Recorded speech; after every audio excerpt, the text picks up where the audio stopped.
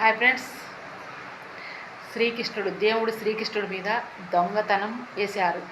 పాపం శ్రీకృష్ణుడు ఎంత మంచోడో, చాలా గొప్పవాడు దేవుడు శ్రీకృష్ణుడు. ఆయన మీదనే నిందలేశారు, దొంగతనం వేశారు, నిందలేశారు. శ్రీకృష్ణుడు చాలా గొప్పవాడు, చాలా అదృష్టవంతుడు, చాలా మంచివాడు.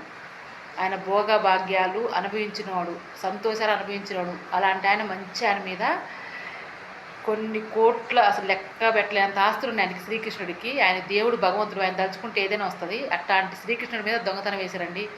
తప్పు కదండి, అట్లా చేయకూడదు. అందుకని ఇప్పుడు మనుషుల మీద కూడా, కొంతమంది మంచి మనుషుల మీద కూడా దొంగతనం వేస్తారండి. అట్లా వేయొద్దండి.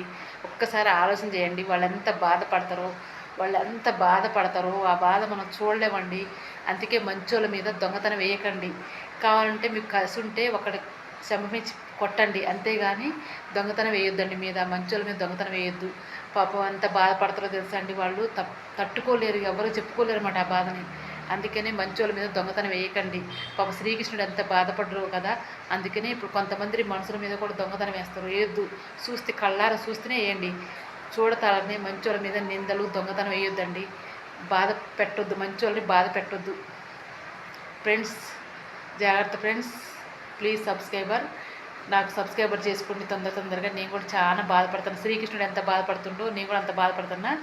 నాకు సబ్స్క్రైబర్ తొందరగా చేసుకోండి. నన్ను తొందరగా గెలిపియండి ఫ్రెండ్స్. Please friends.